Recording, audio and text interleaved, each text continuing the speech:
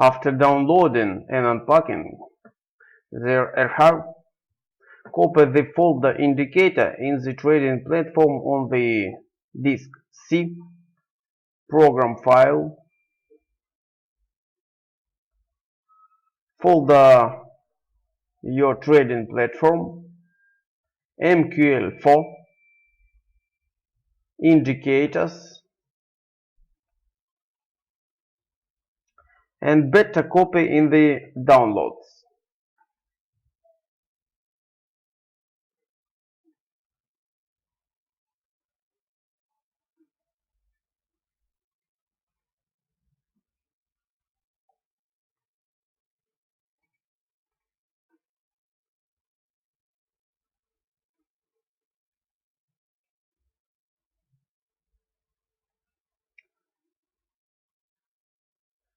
Then select the download folder in the Navigator tab,